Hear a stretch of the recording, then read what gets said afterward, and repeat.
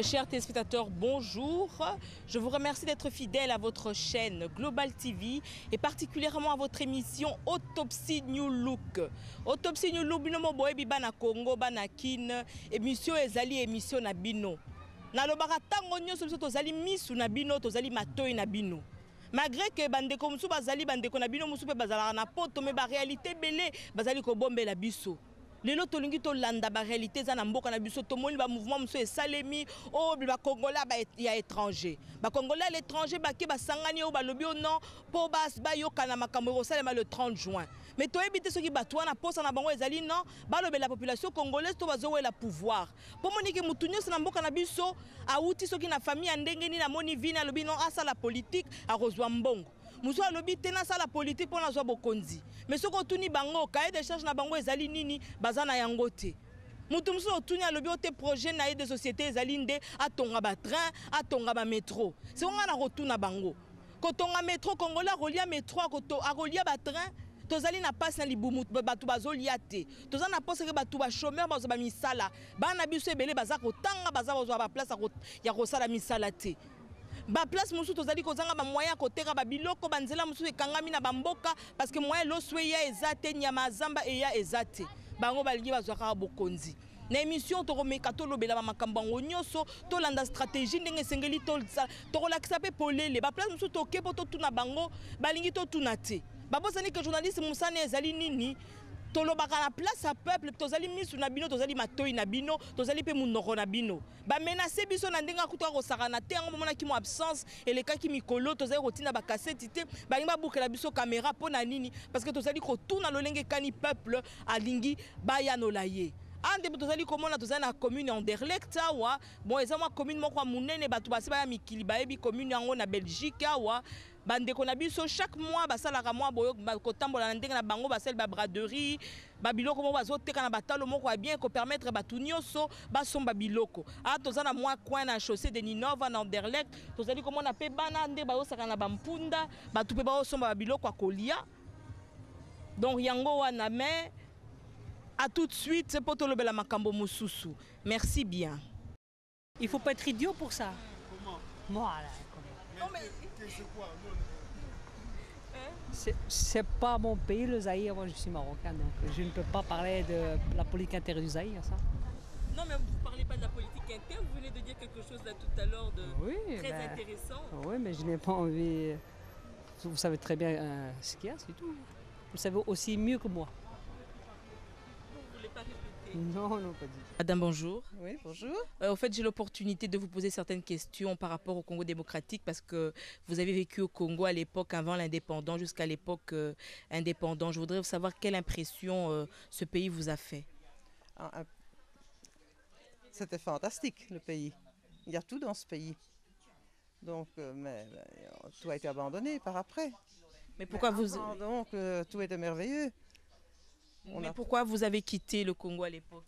À cause de l'indépendance. On nous a pourchassés, on nous a chassés carrément. Là, vous étiez dans quelle province à l'époque?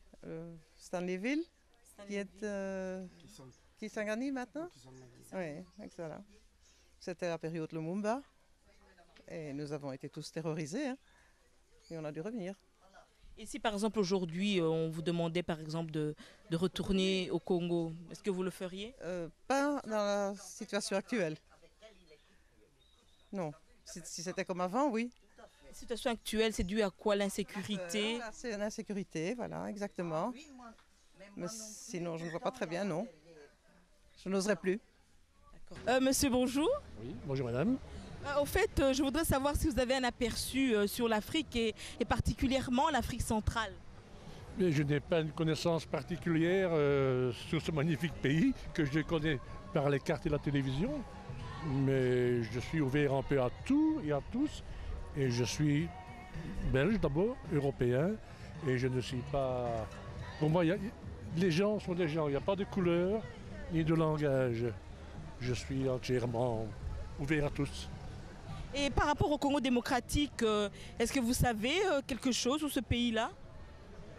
Je sais très bien que le président actuel est le fils de précédent, bien sûr, qui était M. Mobutu, je pense. Non, Kabila. Ah, Kabila, oui.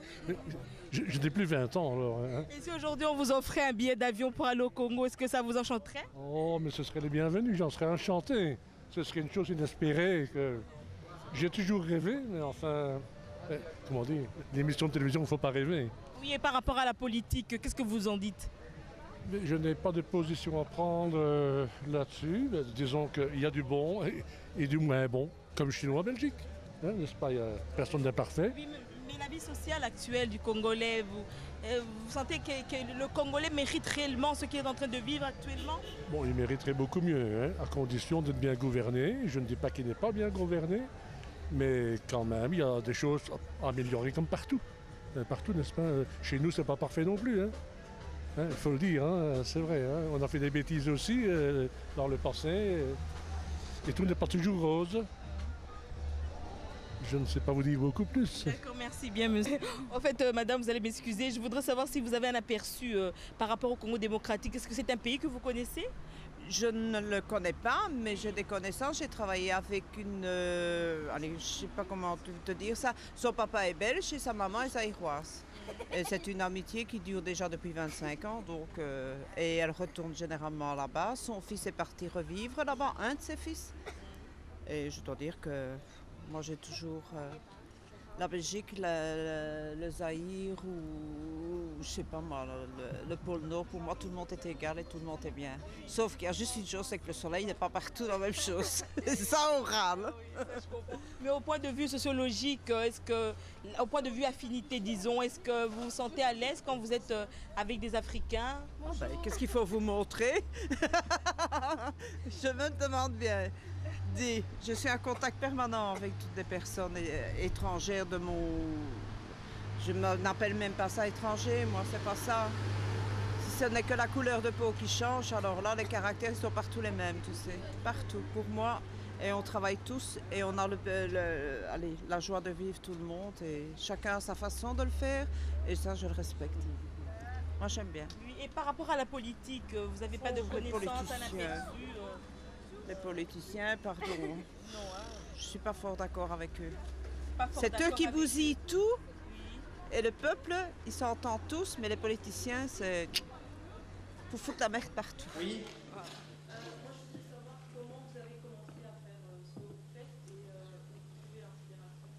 Eh bien, moi, je trouve l'inspiration dans la vie quotidienne. Quand je vois des scènes, ça m'inspire tout de suite. Alors, moi, quand je suis venu en Belgique, la première chose que j'ai fait, je me suis senti seul. Je me suis enfermé dans ma souffrance et tout. Alors, pour dire tout ce que j'avais dans mon cœur, j'ai écrit le fameux livre qui s'appelle Un fou noir au pays des Blancs. Alors, une fois que le livre a été écrit, il a été bien accueilli par tout le monde. Et voilà qu'un jour, on organise une manifestation en faveur des sans-papiers au théâtre Varia. Alors, on dit, mais appelez un peu cet homme de cour Saint-Étienne. Il a écrit un bon livre, peut-être qu'il peut dire aussi quelque chose. Et je suis venu. Ils ont fait des discours. Ils ont donné la parole à tout le monde. Et quand on m'a donné la parole, je parlais aussi. Et je croyais être sérieux et tout le monde s'est marré pendant que je parlais. C'est là que les professionnels de spectacle m'ont repéré. On dit, viens, tu racontes la même chose sur scène, tu vas voir. Et comme dans un rêve, je suis venu sur scène.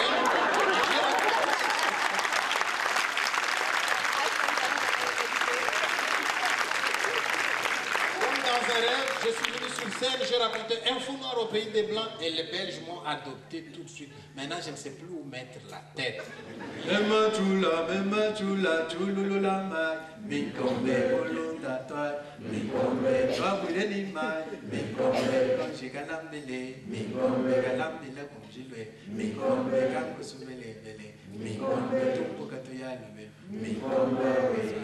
En fait, nous venons de suivre votre spectacle qui a été assez alléchant et vous avez vraiment été acclamé par le public qui est venu vous voir ce soir. Quelle est votre impression? Mon impression est que nous qui venons d'Afrique, nous avons aussi des choses à apprendre aux Européens. La preuve, vous l'avez eu, on a chanté dans nos langues. Alors j'ai envie de dire à nos frères qu'ils ne se contentent pas seulement de rapper en anglais, mais chanter dans nos langues, c'est aussi quelque chose que nous pouvons apporter aux Européens. Comme ça, il n'y a pas de gens qui nous imposent des choses. Il y a des choses qu'ils ont qui sont bien, mais nous avons aussi des choses à leur apporter. Et vous voyez comment ils applaudissent. C'est ça mon impression. Donc très content qu'ils soient venus. Et je ne suis pas étonné parce qu'ils viennent souvent quand je donne mon spectacle. C'est un public fidèle. Et c'est quand même une réussite du Congolais chez les Belges, quoi. Et quel est le sentiment que vous avez eu quand vous avez écrit votre premier bouquin, Un fou noir dans le pays des Blancs? Quand j'ai écrit mon premier bouquin, Un fou noir au pays des Blancs, je souffrais quand même un peu. Parce que tu vois, dans mon pays, j'étais quand même cadre dans une entreprise. Et je suis parti du Congo malgré moi. Hein. Moi, je suis parti avec les événements de Kasaï et du Katanga qu'on a chassés là. C'est à ce moment-là que je suis parti. Moi, je n'avais jamais rêvé qu'au soir de ma vie, je me retrouverais en exil. Mais voilà, on arrive. Et lorsqu'on arrive ici, on se retrouve au bas de l'échelle. Ce n'est pas évident pour nous. Alors à ce moment-là, les directions peuvent être multiples et que les gens vont prendre. Il y en a qui vont déprimer, il y en a qui vont devenir des délinquants. Et moi, je me dis, ben non, je vais quand même me relever, faire valoir tout ce que j'avais comme acquis de mon pays. Et je l'ai fait, voilà, le public belge marche avec moi. C'est vraiment une réussite, quoi. Et votre dernier livre, Je ne suis pas sorcier? Mon dernier livre, Je ne suis pas sorcier, c'est un livre que j'avais déjà écrit au Congo. Et tu ne peux pas t'imaginer à quel point j'ai été visionnaire. En principe, quand je dis je ne suis pas sorcier, qu'est-ce que je veux dire? Je veux dire que je me mets dans la peau de tous ces gens qu'on accuse aujourd'hui d'être des sorciers pour dire qu'ils ne le sont pas. Mais ils n'ont pas d'argument. Ils sont accusés par les pasteurs, ils sont accusés par les familles, alors que la souffrance est provoquée par autre chose. Notre pays va mal. Les gens travaillent, ils ne sont pas payés. Il y a la guerre à l'est du Congo, il y a la maladie, il y a la faim. Alors quand les enfants ne peuvent pas être nourris, on les retrouve dans la voie publique. Et pour justifier le fait qu'on abandonne les enfants, on les accuse. Alors moi, je me mets dans leur peau et je dis, je ne suis pas sorcier. C'est au nom des enfants que je parle. À ce moment-là, j'ai joué mon rôle de l'écrivain qui est la voix des sans-voix. C'est lui qui parle au nom de ceux qui ne peuvent pas parler. Oui, et au fait, vous venez tout à l'heure d'effleurer un point qui est très important, c'est la situation de votre pays d'origine, qui est le Congo démocratique. Qu'est-ce que vous pensez par rapport à la situation actuelle? Vous savez, j'ai été à la Martinique et j'ai eu la chance de rencontrer un grand homme noir là-bas qui s'appelle Aimé Césaire. C'est lui qui, avec Senghor, sont à la base du mouvement de négritude. Il m'a demandé comment ça va au Congo. J'ai eu honte de lui répondre parce qu'il voulait un peu me dire, mais qu'est-ce que vous avez fait de l'Afrique, quoi? Nous, on s'est battu, négritude, mouvement d'indépendance. Vous avez eu l'indépendance. Qu'est-ce que vous en avez fait? Et là, j'étais honteux. Et il m'a dit, vous êtes encore jeune. Allez en Afrique, s'il vous plaît. Travaillez. Faites-nous une Afrique débarrassée des despotes. Une Afrique où vous avez des autorités qui se préoccupent un peu du bien-être de tout le monde. Comme ça, on ne va pas avoir honte devant ces gens qui nous disent déjà c'était bien du temps de la colonisation. Donc moi, j'ai envie de dire, il n'y avait pas que Mobutu comme dictateur. Hein. Le dictateur, il est en chacun d'entre nous. On a envie de régner, on a envie de confisquer le pouvoir. L'heure pour moi a sonné où on doit donner la parole au peuple. Que le peuple dise un peu qui il veut. Et alors si on nous donne maintenant les gens que le peuple veut, qu'on se mette au travail et qu'on construise notre pays. On ne doit pas prendre le pouvoir par la force. Et c'est un peu ce qu'il y a au Congo aujourd'hui. Et moi, je suis triste de ça. Oui, et par rapport à cela, quel est le message que vous pouvez envoyer à vos frères et sœurs congolais? Le message que j'envoie à mes frères et sœurs congolais, c'est le suivant. Il y a un proverbe qui dit « Chaque peuple n'a que des chefs qu'il mérite ». Qu'est-ce que cela veut dire? Cela veut dire que si tous on disait « il y en a marre », eh bien, il y en aura marre. Si tous on disait « mais c'est assez », on va dire « c'est assez ». Comment se fait-il que dans le monde entier, quand les gens en ont marre, ils arrivent à enlever les gens du pouvoir? Et nous, c'est tout le temps « oui, mais Dieu l'a dit, on verra ça dans l'autre monde, etc. » Mais non, on va avoir l'occasion de passer aux élections. Eh bien, qu'on ne pleure plus après, qu'on choisisse les gens en fonction de leurs compétences. À ce moment-là, nous n'allons plus incriminer quelqu'un. Je voudrais dire une chose. Dans la société africaine traditionnelle, hein, quand un homme et une femme se disputent le soir, dès qu'ils élèvent le ton, un sage venait, il disait « rabaissez un peu le ton ». Si vous vous disputez comme ça à haute voix, vos ennemis extérieurs vont s'en rendre compte, ils vont en profiter et ils vont vous faire du mal. C'est un peu ça. Si nous, les Congolais, on est en train de nous tirailler les uns les autres, l'ennemi extérieur arrive et il nous domine. Et si on pouvait d'abord s'entendre entre nous, on fait un front. À ce moment-là, on va faire face par rapport à l'ennemi extérieur. C'est ça que j'ai envie de leur dire. Donner à chacun la chance de s'exprimer pour vous donner ses arguments et choisir les gens, non pas en fonction de la tribu, non pas en fonction du fait qu'ils ont le pouvoir, alors il faut qu'ils remportent. Non. Et j'ai envie aussi de dire à ceux qui ont le pouvoir, s'il vous plaît, organisez-nous des élections comme ça se passe dans le pays démocratique. Ça sera à leur honneur aussi. Alors un petit adage en Chiluba pour terminer. Oh là là, un petit adage en Chiluba pour terminer. J'ai dit souvent aux gens, Tchadima ou moi, Tchadiabani. Ça veut dire quoi? C'est un seul cultivateur qui cultive. Mais ce qu'il a produit, c'est tout le champ, c'est tout le monde qui va le manger. Alors si c'est lui qui est au pouvoir, si chacun d'entre nous qui travaille quelque part pouvait avoir ces slogans-là, eh bien, ce qu'il gagne par son travail, ça peut être partagé. Et si c'est partagé, tous au Congo, nous allons nous élever. Il n'y aura pas d'un côté des riches et de l'autre côté des pauvres. C'est ça le proverbe. Un seul qui cultive, tchadima ou moins, tchadiabani. Merci beaucoup.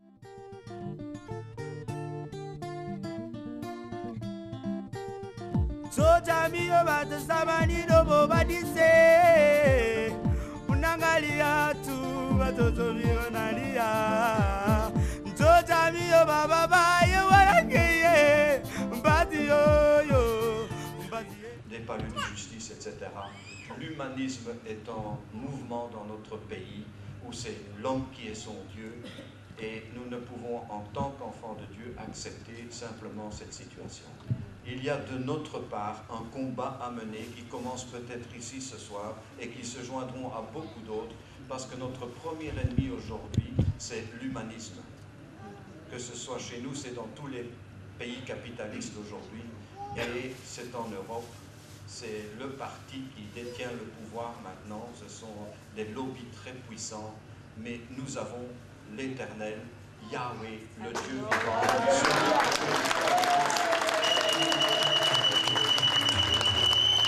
Nous ne sommes pas démunis, nous ne sommes pas des riens, et nous pouvons résister, et nous pouvons, dans la paix, dans la joie, dans la prière, renverser ces choses-là. Nous avons des armes que nul ne détient. Nous avons des possibilités que personne n'a. Ni un premier ministre, ni tous ceux qui se trament dans les loges maçonniques. Nous avons ici ce soir une puissance qui est bien au-delà de ce qu'on peut avoir. Et nous allons combattre maintenant ces puissances-là avec audace parce que notre Dieu est puissant et parce que notre Dieu est présent, parce que le Saint-Esprit est avec nous, il va nous inspirer, nous allons nous lever maintenant, nous allons présenter un front commun à cette poussée de l'humanisme et nous allons dire stop, ici ça suffit. Amen. Ici ça suffit. Levons-nous.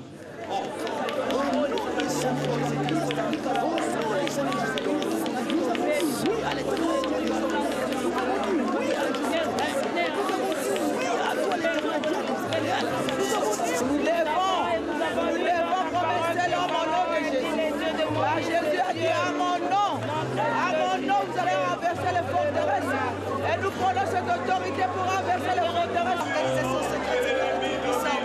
Nous abaissons les forteresses également dans ce pays. Au nom de Jésus, nous abaissons toutes les forteresses et nous proclamons la victoire, la victoire. Nous refusons de céder à l'ennemi. Nous résistons à l'ennemi dans le nom de Dieu. Nous résistons à la parole de Dieu.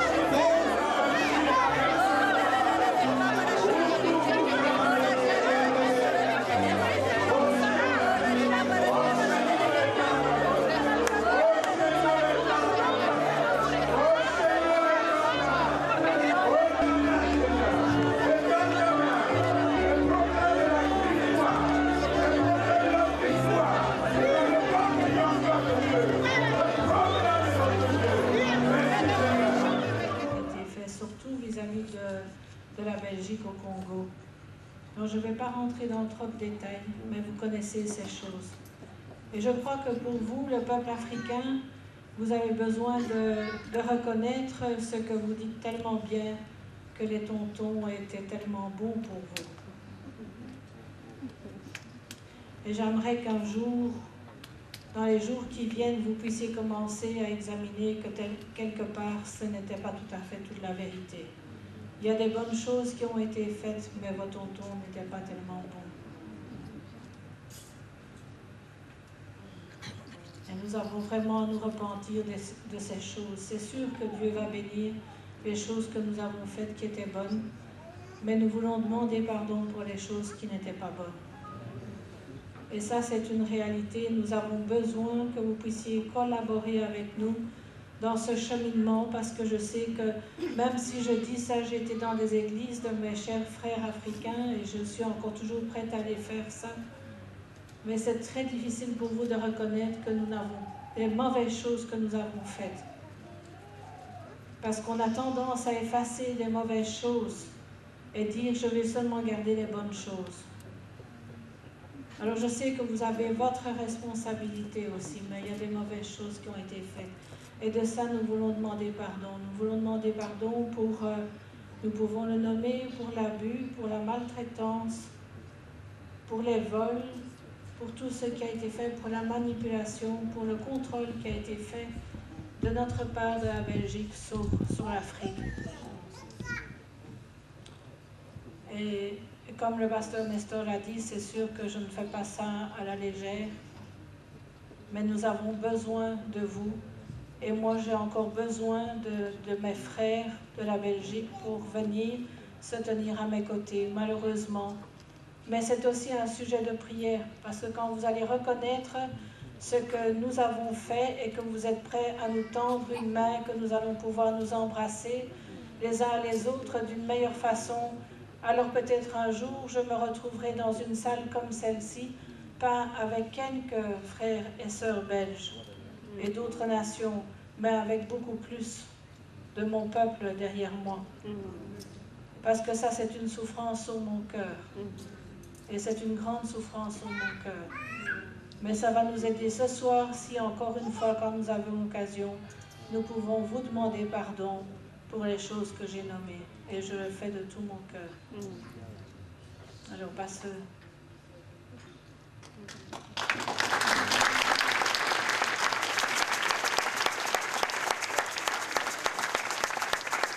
Alléluia.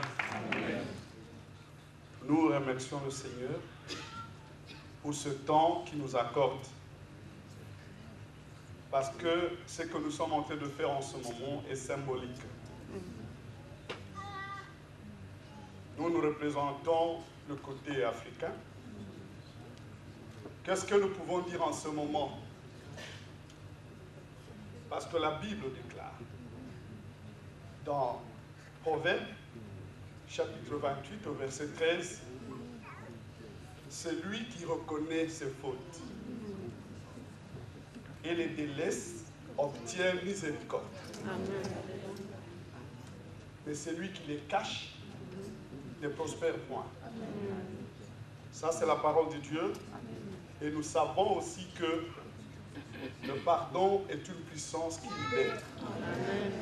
En tant qu'enfants de Dieu, nous ne pouvons pas jusqu'à aujourd'hui continuer à en vouloir à la Belgique. Comme l'a dit la sœur tout à l'heure là, il y a eu de mauvaises choses qui étaient faites en Afrique en général, au Congo en particulier, parce que je suis congolais.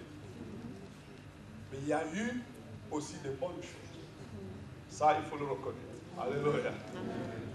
Nous n'allons pas déterrer les cadavres en ces lieux, parce que nous sommes là pour la réconciliation. Au nom de mon peuple, moi je ne peux qu'accepter le pardon qui nous est demandé par nos frères européens en général, belges en particulier, afin que le Seigneur puisse nous unir, afin que nous puissions être ensemble, afin que nous, qui connaissons la parole de Dieu, nous puissions aller vers ceux qui ne connaissent pas la parole de Dieu et leur dire pardonnons. Tout ce que nous voyons sous cette hauteur passera, mais la parole de Dieu demeurera éternellement. Voilà ce que j'avais à dire.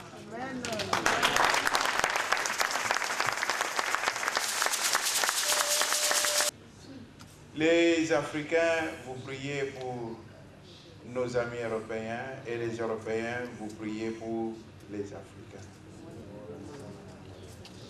Seigneur, nous sommes témoins de cette réconciliation. Et nous scellons cette réconciliation par le Saint-Esprit. Nous sommes témoins, Seigneur, que leur cœur veut marcher en accord, oubliant le passé et tournant le regard vers l'avenir. Seigneur, que tu effaces de leur cœur toutes les mauvaises choses, mais que soient gardées dans le cœur des Africains comme dans le cœur des Européens les bonnes choses. Et qu'au travers de ces bonnes choses, les relations puissent être meilleures au nom du Seigneur Jésus. Et son aspect n'avait rien pour nous plaire, méprisé et abandonné des sorts, homme de douleur et habitué à la souffrance, semblable à celui dont on tourne le visage. Nous l'avons dédaigné, nous n'avons fait de lui aucun cas. Cependant, ce sont nos souffrances qu'il a portées. Oui, c'est son nos douleurs qui s'est chargé. Et nous l'avons considéré comme béni. Frappé de Dieu et humilié, mais il était blessé pour nos péchés, puisé pour nos iniquités. Le châtiment qui nous donnait la paix est tombé sur lui. Et par ces maîtres cils que nous sommes guéris, nous étions tous des rares comme des brebis. Chacun suivait sa propre voie. Et l'Éternel a fait tomber sur lui l'iniquité de nous tous.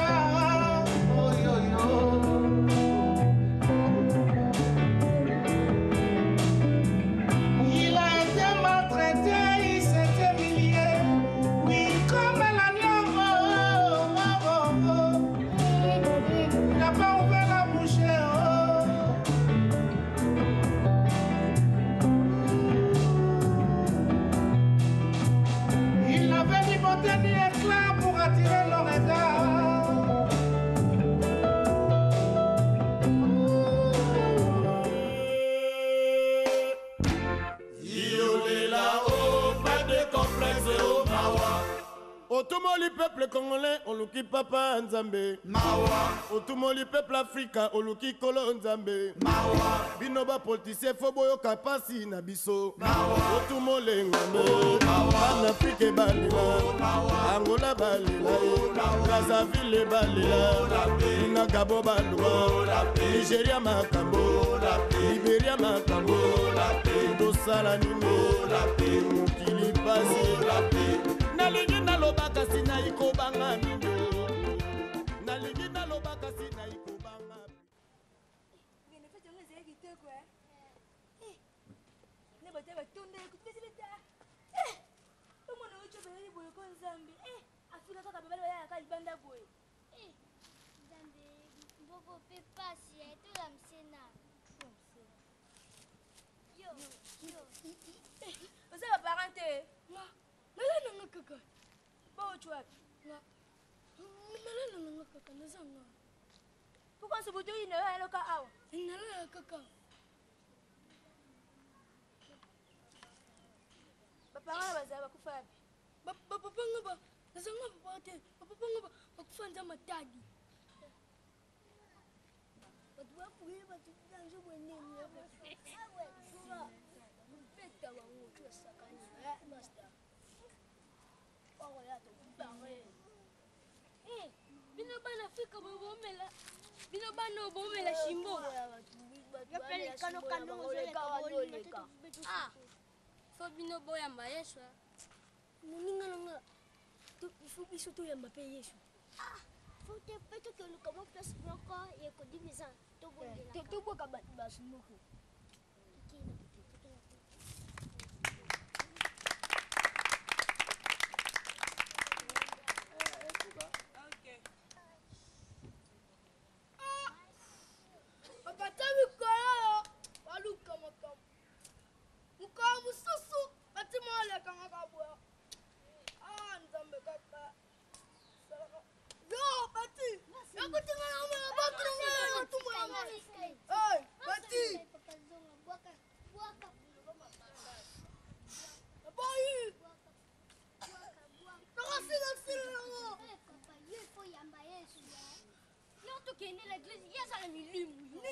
Nini.